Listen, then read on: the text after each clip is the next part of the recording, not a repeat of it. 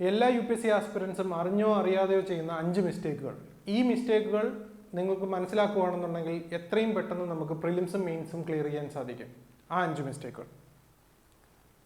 First one, basics നോക്കാത്തത്, അല്ലെങ്കിൽ ignoring the NCERTs and basics. NCERTസും ബേസിക്സും വളരെ ഇമ്പോർട്ടൻ്റ് ആണ്. അതായത് UPSC പ്രിപ്പറേഷൻ്റെ ഏറ്റവും ഇമ്പോർട്ടൻ്റ് ആയിട്ടുള്ള ആസ്പെക്ട് എന്ന് പറയുന്നത് ബേസിക്സ് ആണ്. ഫൗണ്ടേഷൻ വീക്ക് ആയി കഴിഞ്ഞ് കഴിഞ്ഞാൽ നമുക്ക് ഒരിക്കലും ജയിക്കാൻ സാധിക്കില്ല. ഈ NCERTs വായിക്കാതെ നിങ്ങൾക്ക് ഒരിക്കലും എന്ത് ചെയ്യാൻ കഴിയില്ല, മുന്നോട്ട് പോകാൻ സാധിക്കില്ല. ഇപ്പോൾ ഒരു എക്സാമ്പിൾ പറയുകയാണെങ്കിൽ ഈ NCERTസിന് പകരം കമ്പൈലേഷൻസ് വായിക്കുന്ന ആളുകളുണ്ടാവും. പക്ഷെ അതെന്ത് ചെയ്യും, നിങ്ങളുടെ പ്രിപ്പറേഷനെ നെഗറ്റീവ്ലി ബാധിക്കും. നിങ്ങളുടെ ഫൗണ്ടേഷൻസ് എന്ത് ചെയ്യില്ല, സ്ട്രോങ് ആവില്ല. അതായത് ഇവിടുത്തെ ഏറ്റവും ഇമ്പോർട്ടൻസ് എന്ന് പറയുന്നത് NCERTസിലാണ് കൺസെപ്റ്റുകൾ ഏറ്റവും സിമ്പിളായിട്ടും കൺസൈസ് ലാംഗ്വേജിലും എക്സ്പ്ലെയിൻ ചെയ്തിട്ടുള്ളത്. ഇതേ ലാംഗ്വേജിലായിരിക്കും UPSC നിങ്ങളോട് എന്ത് ചോദിക്കുക, ഈ ക്വസ്റ്റ്യൻസ് ചോദിക്കുക. അപ്പോൾ നിങ്ങളുടെ ക്വസ്റ്റ്യനും ആൻസറും ഒരുമിച്ച് എവിടെ കിട്ടും, NCERTയിൽ നിന്ന് കിട്ടും. ഒരിക്കലും മിസ് ചെയ്യാൻ പാടില്ല. രണ്ടാമത്തെ issue, overlooking previous year questions. PYQs നമ്മൾ നോക്കാതിരിക്കുക. PYQs വളരെ ഇമ്പോർട്ടൻ്റ് ആണ്. PYQs കാണാതെ പഠിക്കുകയല്ല ചെയ്യേണ്ടത്, PYQs വർക്കൗട്ട് ചെയ്ത് തന്നെ പഠിക്കണം. അതായത് PYQs helps in identifying the important ടോപ്പിക്സിനെ ഐഡന്റിഫൈ ചെയ്യാനും ഹെൽപ്പ് ചെയ്യാൻ, മനസ്സിലാക്കാനും എന്ത് ഹെൽപ്പ് ചെയ്യും, PYQs ഹെൽപ്പ് ചെയ്യും. അതുപോലെ തന്നെ ഇതെന്തിനു ഹെൽപ്പ് ചെയ്യും, they will provide insight into question patterns and difficulty. ഏത് ലെവലിലാണ് ക്വസ്റ്റ്യൻസ് വരുന്നതെന്നുള്ളതും നമുക്ക് മനസ്സിലാക്കും. നമ്മൾ ആവശ്യമില്ലാത്തൊരു ബുക്ക് വായിക്കാതിരിക്കാൻ ഇത് നിങ്ങളെ വളരെയധികം ഹെൽപ്പ് ചെയ്യും.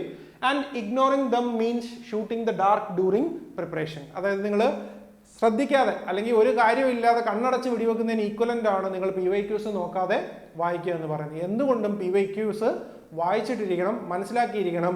അതിൽ നിന്നുള്ള പാറ്റേൺസിനെ നിങ്ങൾ മനസ്സിലാക്കിയിട്ടുണ്ടാകണം.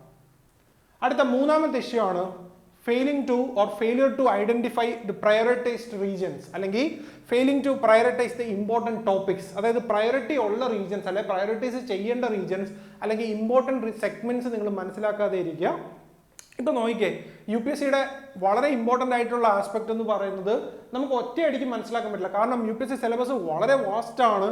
അതുകൊണ്ട് ആദ്യം എന്ത് ചെയ്യണം, ഈ മനസ്സിലാക്കാൻ ബുദ്ധിമുട്ടാണ് എന്ന് മനസ്സിലാക്കിയതിന് ശേഷം നമ്മൾ എന്ത് ചെയ്യുക, ചെറിയ ചെറിയ ചെറിയ സബ് ടോപ്പിക്കുകളായിട്ട് മനസ്സിലാക്കുക. നേരത്തെ നമ്മൾ പറഞ്ഞ PYQസിനെയും കൂടെ ഒരുമിച്ച് കൊണ്ടുവന്നിട്ട് എന്ത് ചെയ്യുക, പ്രയോറിറ്റൈസേഷൻ എൻഷുർ ചെയ്യുക.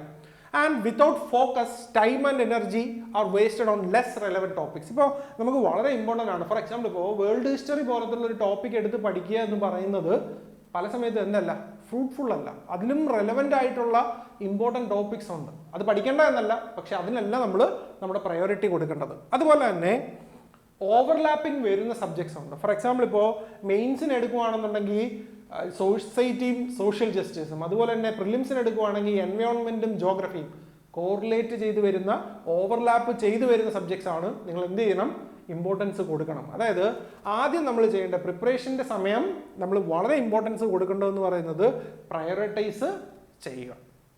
ഇനി അടുത്ത ഇമ്പോർട്ടൻ്റ് ആയിട്ടുള്ള പ്രശ്നമാണ്, ഇത് ജനറലി എല്ലാവർക്കും വരുന്നൊരു പ്രശ്നമാണ്, നെഗ്ലക്റ്റിംഗ് റിവിഷൻ. വളരെ ഇമ്പോർട്ടൻ്റ് ആണ്. നിങ്ങളുടെ പ്രിപ്പറേഷനിൽ നിങ്ങൾക്കൊരു ഫ്രൂട്ട്ഫുൾ ഔട്ട്കം വേണം എന്നുണ്ടെങ്കിൽ UPSCയിൽ എന്തുണ്ടായിരിക്കണം, റിവിഷൻ ഉണ്ടായിരിക്കണം. റിവിഷൻ എന്ന് പറയുന്നത് പ്രിലിംസ്, മെയിൻസ്, ഇന്റർവ്യൂ എല്ലാ സ്റ്റേജിലും നമുക്ക് റിവിഷനോട് കൂടി മാത്രമേ നമ്മൾ പോകാൻ പാടുള്ളൂ.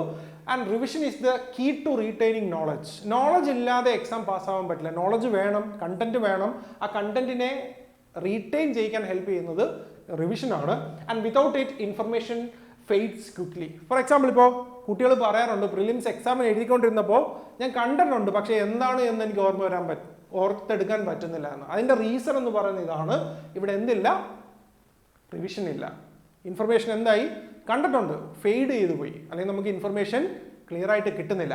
അതുപോലെ തന്നെ മൾട്ടിപ്പിൾ റിവിഷൻസ് എൻഷുർ ചെയ്യുക. ഒരു റിവിഷൻ അല്ല, അതായത് ഒരു വട്ടം നോട്ട് എഴുതി ഒന്ന് വായിച്ചു നോക്കുന്നതല്ല, മൾട്ടിപ്പിൾ റിവിഷൻസ്, 1, 2, 3, 4, 5, 6, 10 വട്ടം പറ്റുന്നുണ്ടെങ്കിൽ അതും നിങ്ങൾ എന്ത് ചെയ്യുക, ട്രൈ ചെയ്യുക. That is multiple revisions is critical to ensure a better outcome. ഇതാണ് നാലാമത്തെ ഇഷ്യൂ. ഇപ്പം നമ്മൾ 1, 2, 3, 4 ഇഷ്യൂ ആണ് പറഞ്ഞത്. ഇനി അഞ്ചാമത്തെ വളരെ ഇമ്പോർട്ടൻ്റ് ആയിട്ടുള്ള നിങ്ങളുടെ പ്രിപ്പറേഷൻ്റെ ഏറ്റവും കീ സ്റ്റോൺ എന്ന് പറയുന്ന സിസ്റ്റമാണ് lack of feedback and guidance. ഇതിനെന്ത് വേണം, നമ്മൾ പഠിച്ചാൽ മാത്രം പോരാ, ഓരോ എക്സാം കഴിഞ്ഞിട്ടും എന്ത് ചെയ്യണം, ഫീഡ്ബാക്സ് എടുത്തിട്ടുണ്ടാവണം. ഫീഡ്ബാക്സിനെ നോക്കി നിങ്ങൾ പോയിട്ടുണ്ടാവണം. മെൻറ്റേഴ്സിനെ നിങ്ങൾ മീറ്റ് ചെയ്തിട്ടുണ്ടാവണം. അതിനകത്ത് ഫീഡ്ബാക്ക് എന്ന് പറയുന്നത് എന്താണ്, feedback is the GPS for your preparation. ഒരു യാത്രയിൽ പോകുമ്പോൾ GPS-ന്റെ അത്രയും വാല്യൂ ഉണ്ട് ഫീഡ്ബാക്ക്. എങ്ങനെ പോകണം, ഏത് ഡയറക്ഷനിൽ പോകണം എന്ന് തീരുമാനം എടുക്കുന്നതിന് ഹെൽപ്പ് ചെയ്യുന്നത് ഫീഡ്ബാക്ക് ആണ്. And feedback redefines your preparation strategy. ഓരോ തവണയും നിങ്ങൾക്ക് മിസ്റ്റേക്സിനനുസരിച്ച് ഇമ്പ്രൂവ്മെന്റ് കൊണ്ടുവരാൻ ആർക്ക് സാധിക്കും? ഈ ഫീഡ്ബാക്സിന് സാധിക്കും. ഫീഡ്ബാക്സ് വളരെ ഇമ്പോർട്ടൻ്റ് ആണ്. And mentorship helps in overcoming hurdles and staying motivated. നിങ്ങളുടെ മെന്റൽ, ഫിസിക്കൽ എല്ലാ ഇഷ്യൂസിനെ റിസോൾവ് ചെയ്ത് മുന്നോട്ട് വരാൻ ഈ മെന്റർഷിപ്സും ഫീഡ്ബാക്സും നിങ്ങളെ ഹെൽപ്പ് ചെയ്യും. And finally, without it aspirants often feel lost. അതായത് ഫീഡ്ബാക്ക് ഇല്ലാത്തൊരു ഗൈഡൻസ് എന്ന് പറയുന്നത് നിങ്ങൾ എന്താണ്, ജസ്റ്റ് ഒരു യാത്ര പോവാണ്, എങ്ങോട്ടൊന്നില്ലാതെ ഒരു യാത്ര പോകുന്നതിന് ഇക്വലൻ്റ് ആണ്. അതുകൊണ്ട് എന്ത് വേണം? നമുക്ക് മെന്റർഷിപ്പും വേണം. അതായത് ഈ 5 കാര്യങ്ങൾ NCERTs, 2 പ്രയോറിറ്റൈസ് ചെയ്യുക, 3 PYQs നോക്കുക, 4 റിവിഷൻ ചെയ്യുക, 5 മെന്റർഷിപ്പ്. ഈ 5 ഫാക്ടേഴ്സിനെ നമ്മൾ ഐഡന്റിഫൈ ചെയ്യുവാണ് അല്ലെങ്കിൽ നോക്കുകയാണെന്നുണ്ടെങ്കിൽ ഉറപ്പായിട്ട് നിങ്ങളുടെ പ്രിപ്പറേഷൻ എന്തിലോട്ട് മാറും? ഒരു സക്സസ് സ്റ്റോറി ആയിട്ട് ഉറപ്പായും മാറും. That is, you need to avoid these mistakes to succeed. And remember that, stay consistent and avoid these errors. ഇത് errors eliminate ചെയ്യാതെ നിങ്ങൾക്ക് എന്ത് ചെയ്യാൻ കഴിയില്ല? പ്രിലിംസോ മെയിൻസോ ക്ലിയർ ചെയ്യാൻ പറ്റില്ല. UPSCയുടെ ആസ്പിറൻസ് എന്ന നിലയ്ക്ക് നിങ്ങൾക്ക് ഫെയിലിയർ ആയിരിക്കും വരിക. Prepare well and stay consistent. Thank you.